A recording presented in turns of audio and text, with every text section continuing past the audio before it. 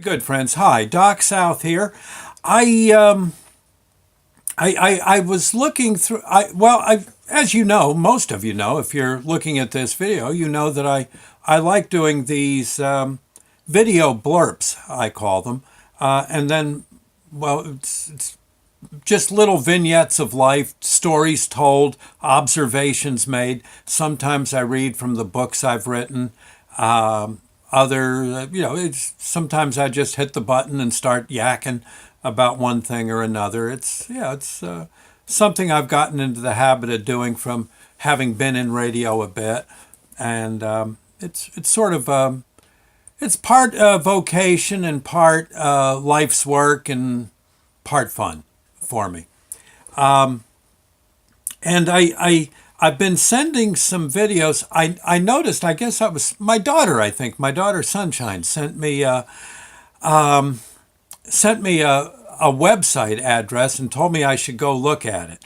And so I did. And it was a site called The History of Chester, New Jersey. History of Chester, New Jersey. And I looked at that, and there were all these various stories and postings about the history of Chester, the town I grew up in. And so, and I actually, on my YouTube site, I already have stories about Chester, that I've done for one reason or another. Over the past year and a half or so, I've been doing these YouTube videos. And so I said, gee, I'm gonna see if they'd like some of my videos. So I contacted the folks, the administrators, and they said, well, yeah, sure, whatever you got, send it our way. And they've been posting a few, and they're meeting with some rather nice success, and I appreciate that. It's great. And I noticed on one of the comments, some fella said, yeah, I like these words to the effect. I think there was people saying how they liked the videos I've been putting out, and that's great. But one guy said, well, who is this Doc South anyway? Who the heck is he? And I realized I haven't really truly introduced myself. Actually, I don't think I've even done that to I guess, yeah, the folks who look at my YouTube videos have a pretty good idea who I am and all that. But someone new, like the History of Chester website, those people, those viewers, well, might not. I should say then that it's high time that I put you in the know.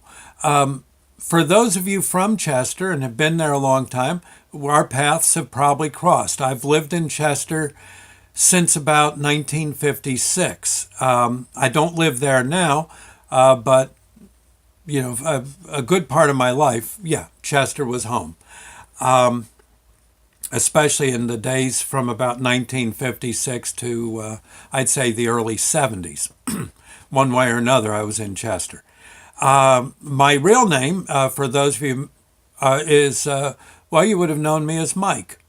Yeah, Mike Tomlinson. Right. And if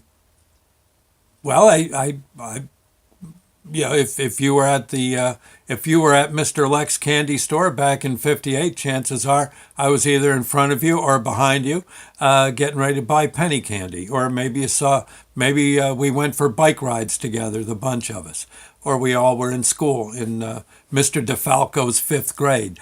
Yeah, okay, you get the idea. Our paths have crossed if you're from Chester, one way or another. My kids for a while grew up their teenage years in Chester. My first wife and I lived in Chester. My present wife, Sandy, her family's been in Chester, I think, since, colonial days. A long time anyway. Chester's, I could say, has definitely been a home, and a very good home to me, on and off.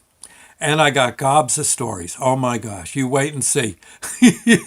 History of Chester, look out. You have opened up a giant can of demons. Nice demons, yes. And you'll see, I have many tales I can tell. And I think they'll all be of interest. And I never try to write anything negative. In fact, I'm very much against negative. I'm negative to negativity, right?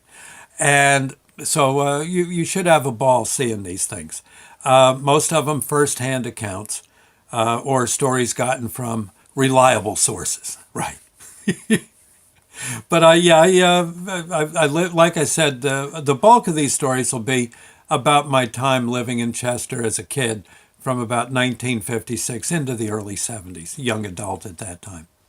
Okay, so there you go. I went to West Morris. In fact, I think I was in I was in the class of 64. That was the first class that went there from freshman to senior.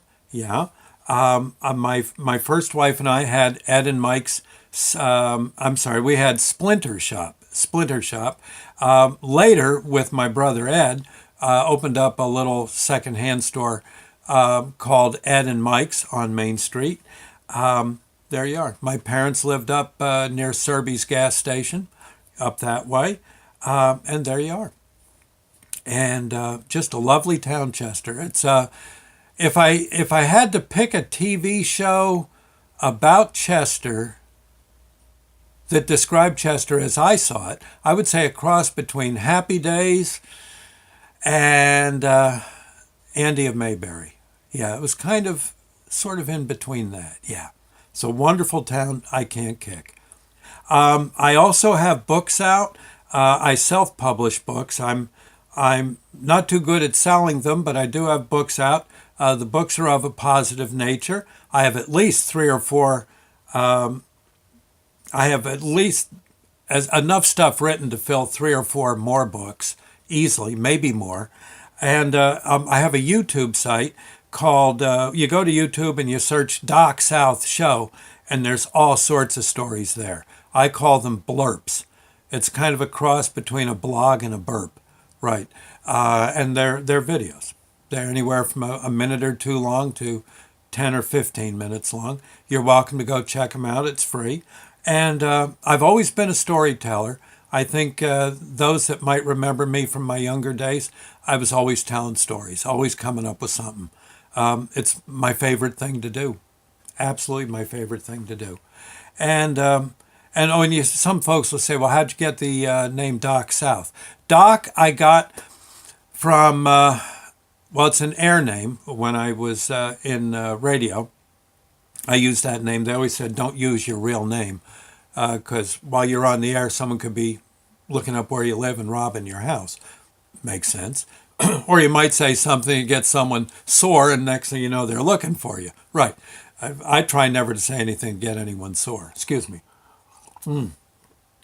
So I was, when I lived down south, I was almost a paramedic, just slightly under the training to be paramedic. I was between EMT and a bit above EMT and a bit below paramedic.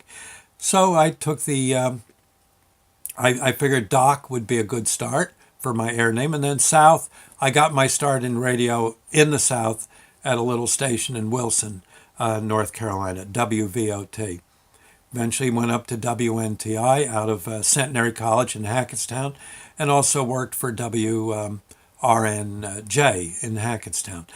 I also, for a number of years, ran my own web station, although I have stopped doing that. Now it's basically I do these videos and stick them on YouTube. You're welcome to go check the YouTube site out. If you know anyone who's a good literary agent, boy, would I love to talk to them, because quite honestly, I've got lots of stories, but I am no promoter. Absolutely the worst there ever was. Okay, as far as promoting, especially promoting myself. Okay, so always interested. Again, if you care to contact me, my email's easy, docsouthshow@yahoo.com. docsouthshow@yahoo.com. And I'm on Facebook, and I accept pretty much any and all of Facebook friends. So there you go. All right, that's about it. But I am very, very tickled to be on this History of Chester website, and I'm honored that they think enough of these little videos I've done to stick them on. Mighty nice of them. Okay, and I hope I can bring some joy to your heart with the stories. All right, see you later. Thank you, and God bless.